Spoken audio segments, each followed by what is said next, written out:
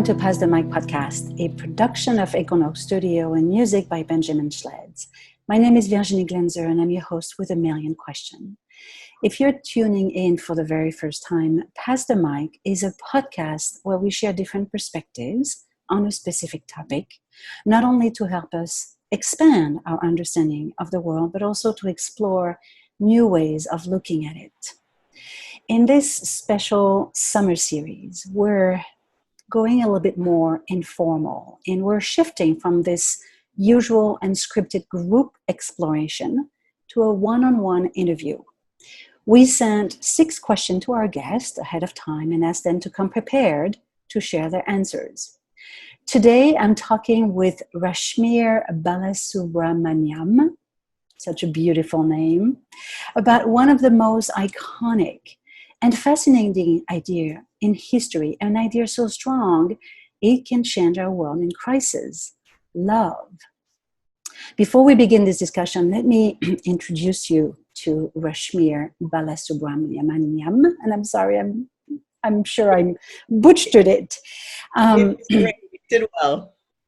So Rashmir is a thought partner, coach, and strategic advisor who helps leaders of transformational system change and their teams harness rapid change and uncertainty to learn, grow, and lead with presence, purpose, creativity, and joy. She has worked with some of the poorest and wealthiest people on the planet, including the Bill and Melinda Gates Foundation, Nesta, the National Health Service, the World Bank, and the Rapid Results Institutes.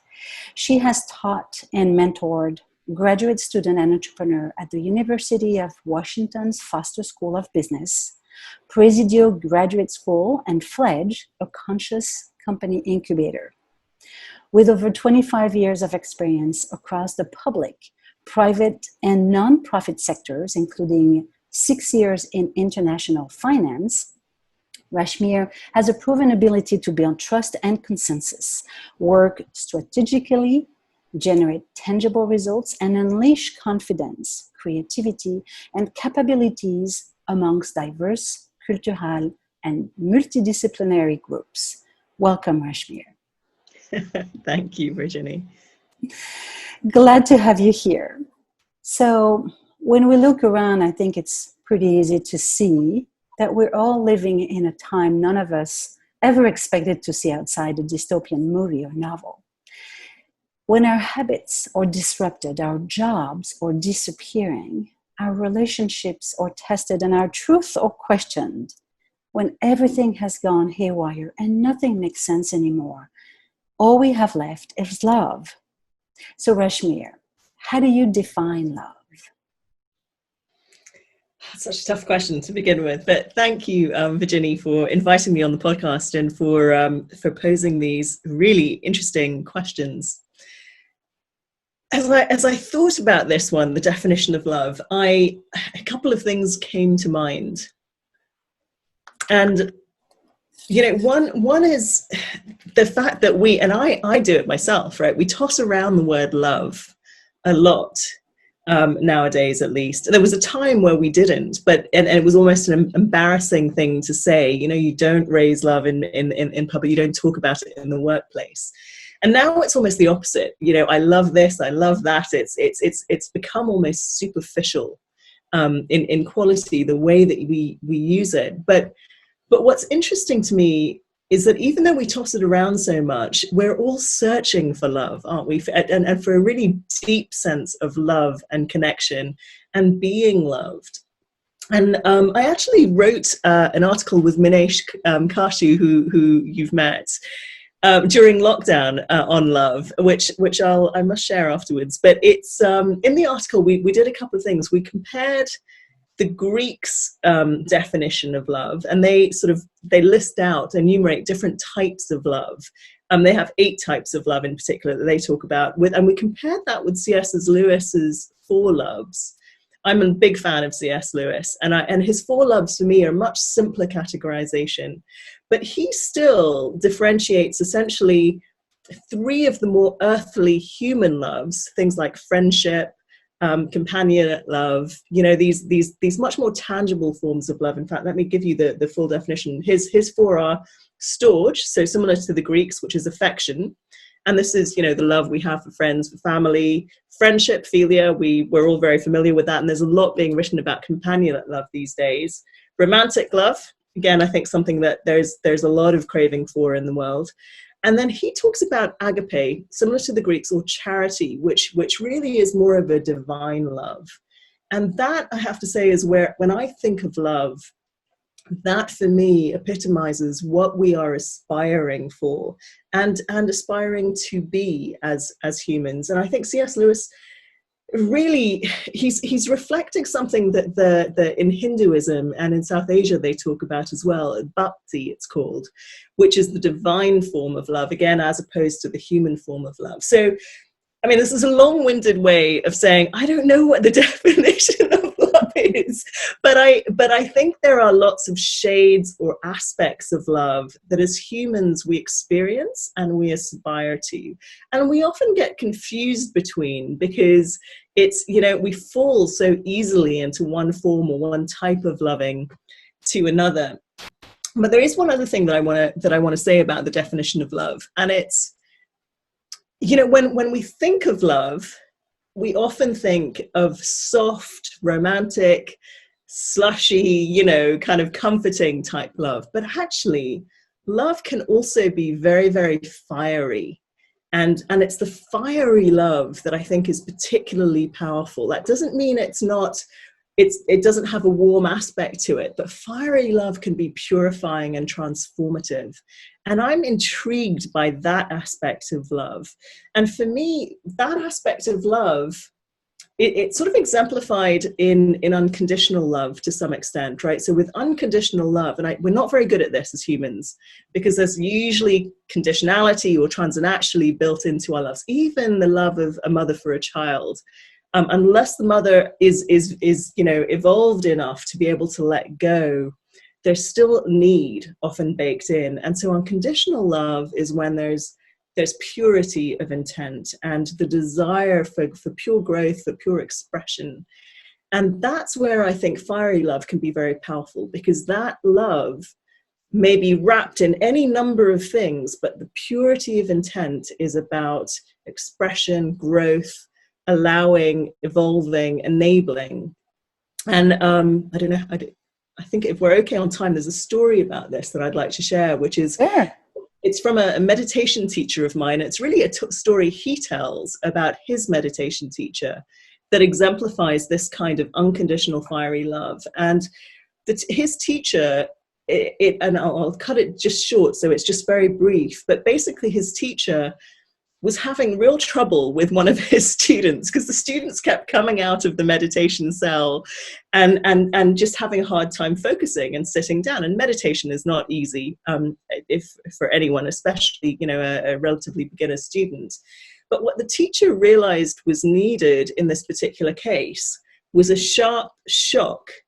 And so the next time the student came out of the cell, he shouted at him, and shocked him into kind of waking up and going back in and sitting down and focusing with determination on the meditation practice. And the teacher then turned to my teacher and with a big grin on his face. And they basically had a conversation about how, that anger, which might be misinterpreted if one didn't know that there was this pure intent of love behind it, was what was needed in the moment. And so that kind of pure, unconditional, fiery love is a love of wisdom, right? There's wisdom in it that I think then helps you know what is required in the moment. That is the kind of love I aspire to, if I can. Yeah, it's interesting that you started by reminding us that in the early 1900s, you were not allowed to express your emotions. And nowadays, as you said, it's like, I love. Yeah.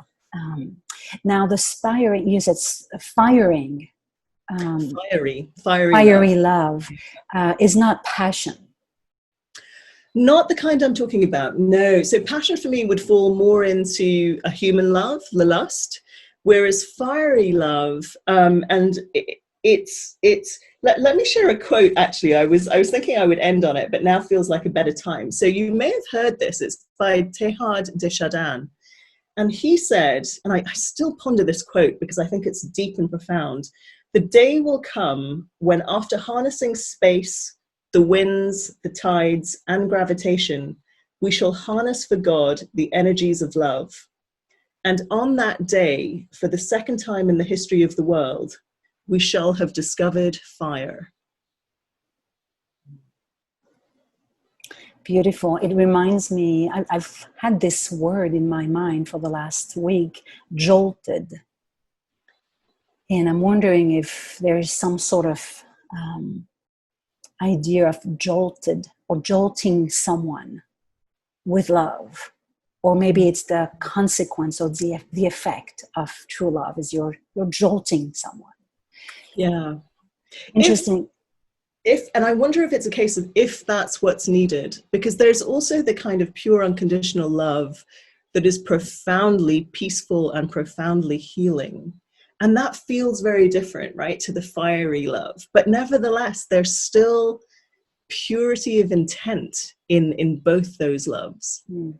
It's beautiful. Thank you for sharing your definition. So what do you think during this time of isolation and unrest, how do we as humans find love? Yeah, so this is an interesting question. When I was sitting with this question, Virginia, I found myself sort of bifurcating in two directions, because the personality side of me, the very human personality, sort of wants to go to, well, how do I find connection, right? How do I connect with other people, with friends, with family, with the usual places and ways in which I might seek love? And that's been hard, obviously, in with what's going on with lockdown, with isolation. At the same time, everything that's been happening and our inability to have physical connection with each other has really amplified our awareness and our understanding and desire for deep connection that is authentic, that is personal, that gives us a space and a place to express, to explore, to grumble, to whatever it is that we're needing. I think it's heightened our sense that quality of connection matters. And so we do all the usual things. We reach out to the people we know. What's been fascinating, though, is the number of people that are reaching out very openly to complete strangers. So I've met so many interesting people during the last several months, because there's been space, time, a chance to pause, and a chance to really have a different kind of a conversation. And I'm excited about what that is making possible. Now, we might not speak about that as love in a traditional sense. And yet, because it's coming from a different place, a different quality of being, I would say the impulse there is love. So that's sort of one thing I wanted to share there. The other is, I think that call for deeper, authentic connection is actually a reminder that we are also wanting to connect with ourselves at a deeper level. And in the busyness of our usual lives, with the kinds of schedules we've established for ourselves with work and families and kids, most people haven't had the time for that kind of inner connection. And that, I think, is incredibly important at this time. I recognize it's also very scary for a lot of people, especially those that don't have a contemplative practice of some kind. And yet, for me, that's the transformative piece, because I think the more that people take the time to connect with themselves, with who they are, and to almost learn to love themselves, that is going to drive authentic connection outside of ourselves. So it's fascinating. So connection and networking during this time of isolation. Now, in your view, how, let's go a little bit deeper into how has isolation changed our access to an attitude about love? You were starting, I think, to say about, well, it might be an inward process, but if you want to explain. And this one again, I think I wish that I could say that it has changed our attitudes. I think it has for some, but there's still many that are trying to do things the way that they've always done them, right? Then there are many that are eager to return to whatever their normal was before the pandemic. And that does worry me. But at the same time, I'm somewhat hopeful, because I think enough people are questioning deeply what matters in life, what's really important.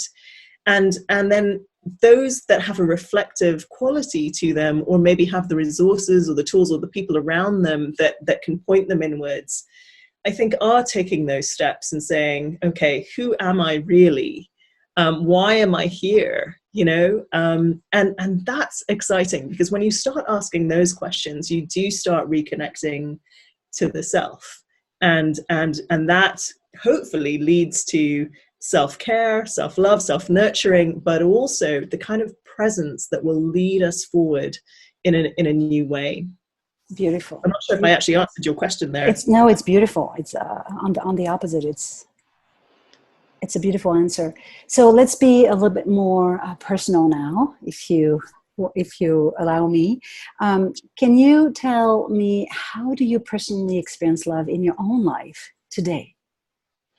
Yeah, so this is an interesting question for me. As I was pondering this, it was interesting. I kind of watched myself exploring it, because the classic answer, of course, is, relationships, family, and friends. And right now I'm not in a relationship and I don't have kids. So I'm missing those aspects, if you like, of love and connection. But I do have family and a lot of friends. And so, and both of those have different qualities to them. So family is tricky. I love my family. We have a always evolving relationship, much better than it's ever been. And so there, the opportunity to express and receive love is different, right? It's conditioned by the ways we've been brought up, how we communicate or don't communicate with each other. I really, one book that I read decades ago that was, maybe not decades, but probably about 15 years ago, that was really transformative for me, was The Love Languages by, I think, Gary Chapman. Because it really helped me sort of see and recognize, actually, I was being loved, and love was being expressed, but just not necessarily in the ways that I thought I needed or wanted at the time. And that's been really transformative for family. Friends, of course, is wonderful. I love particularly those friends, who you have a connection with that goes beyond time and space. Mm-hmm. And even words, and you pick up after you, as though you've never left off, even if you've reconnected after years and years.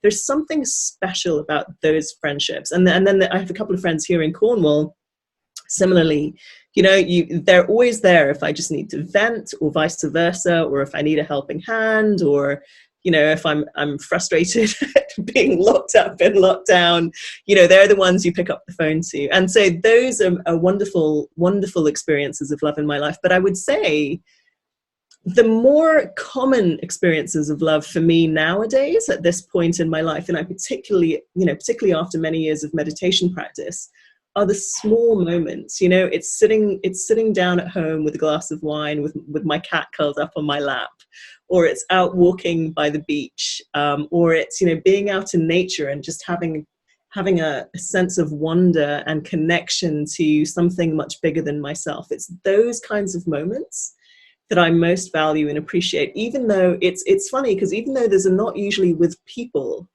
for me it's those quieter, smaller moments that somehow seem to feed me at this point in time. I don't know, maybe that will change in a few years. Yeah. It's inspiring, because it means that those moments are available to everyone. And I think very often we think, as you started, we think of love as being coming from other people, so being dependent on others. Mm. So what is the biggest act of love that you've witnessed personally? I'm curious. Yeah, I'm not sure that there is one. There's a couple of things. I mean, I know that I often tear up when I see people connect at a deep level, connect with, re-find each other, or connect in this it's difficult to describe, but it just brings tears to my eyes. And it could be, it's coming together in a moment of forgiveness. It could be coming together after years of being apart. It's kind of cliches, but I think, what was that film? I think it was, I don't know, it was one of the Hugh Grant films where they played, that scene from Heathrow Airport, where you just watch people arriving and you see the expressions on people's faces. They're connecting, with loved ones. How can you not be moved, right, by that kind of connection? And it's not big, but it's deeply powerful. And everything about love, connection, what's important is encapsulated, I think, in those moments. Beyond that, though, I was also thinking about experiences in my life that have been transformative in that way. And one that really struck me was, so I was born in Africa, in Zambia. And Zambia was kind of an interesting country. So the first Zambian president after colonialism was a man called Kenneth Kaunda. And Kaunda was a really interesting leader, because Zambia, like some of the other African countries, did have people of many races, right? So they had, white Brits, there were South Asians, I'm Sri Lankan, but there were also some Indians there.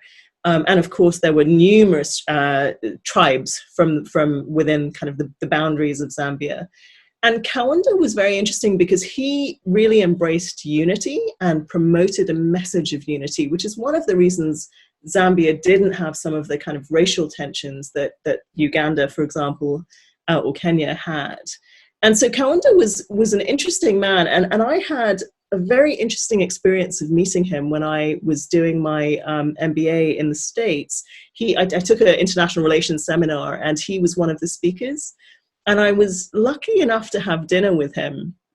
And so I got to share that I'd been born in Zambia in a town called Ndola.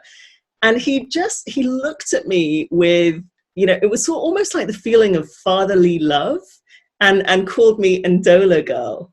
And Virginia, it sounds like such a little thing, but for someone who had been born in that country and had left it quite young, I was 10, I think, when my parents moved to the UK, there was something profoundly healing in that interaction. And that is one of my most profound experiences of love. Interesting. Yeah. Thank you for sharing. Appreciate it. Yeah.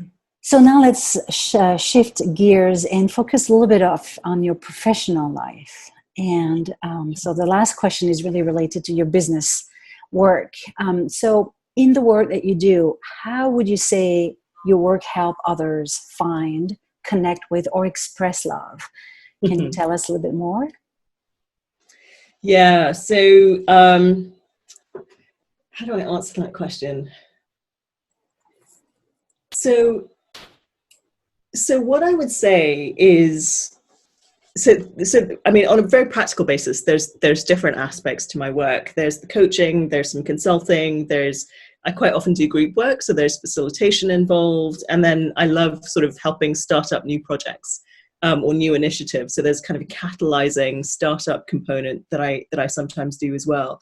But what's been interesting as I reflect on when I've done some of my best work is I have been able to engage from my best self, right? Or from a place beyond the personality, with its, focus on self needs and how I'm doing. And what's wonderful about those moments when I can engage from that place is that creates possibilities with others for true co-creation. And so in my coaching work, for an example, sometimes that can create a healing field or a transformative field in which it's easier for my clients to tap into their best selves and into their highest aspirations and to start to move and grow towards that. With groups, it's similar. Again, if I can get into that space and work with the emergent field of the group, we're more likely to get into a place of co-creative flow, which is such a felt, palpable experience, right? I mean, there's joy in that, there's presence, there's creation, there's elevation. So the connection here to love is a combination of things. I think it's loving and trusting myself enough to get out of the way.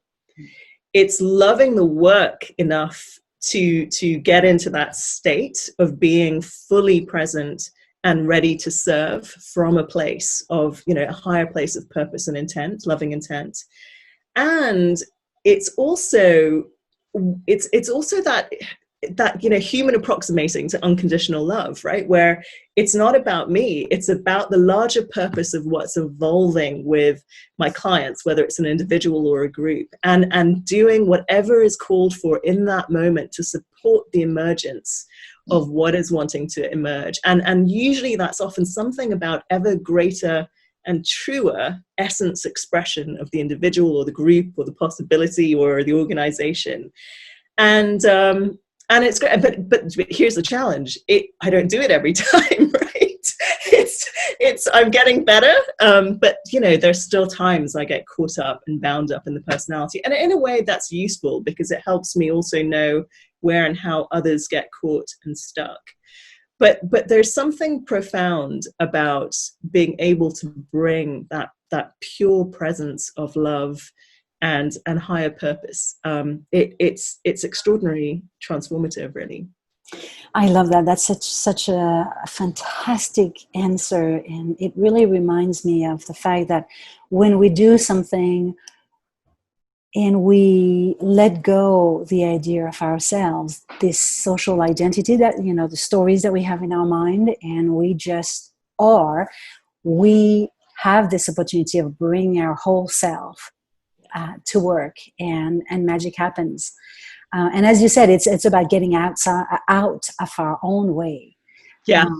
Because we're so needy and constantly looking for approval, and but it's so inspiring. Wow, thank you.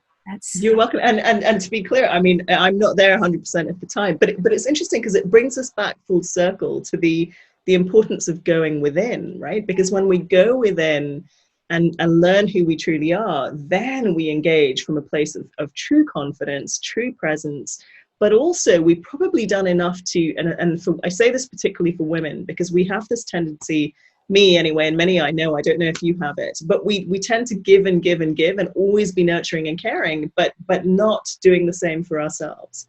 Right. And if we get depleted, we're not able to give that way. So, we have to invest in ourselves, knowing who we are, taking care of our needs so that we can really engage from this higher place of possibility. And that makes me think of the word purpose, because a lot of people are struggling with this idea of purpose. We've been sold that, we all have a purpose. And it's when, we often associate the idea of purpose with being doing something passionately. But really, when you do your work, whatever the work is, and you're able to stay away from your own needy self and you're in that flow of love, isn't that the real purpose of life? Yeah.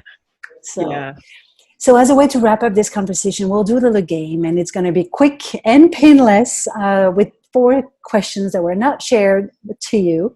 So we have some fill in the blank statement for you to complete. So just first thing that comes to mind. So here we go. Number 1, the color of love is blank because blank. Oh, I'm torn. I'm conflicted. I've got 2 colors going on. I've got blue, and I've got just light. The full spectrum of light.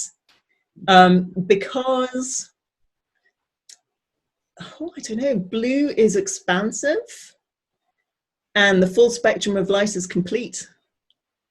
Very nice. I'll take that. Thank you. Number 2, I love someone when blank.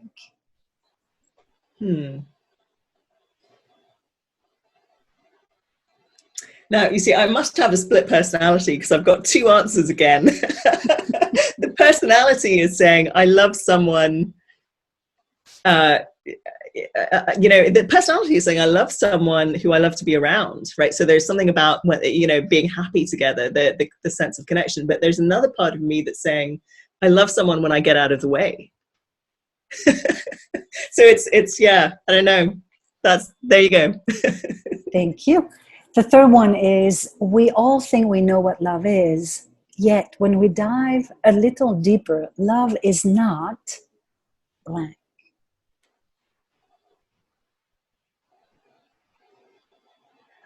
So what the first thing that came to mind is not what it seems. And we'll end on that final statement. Love is blank. Love is.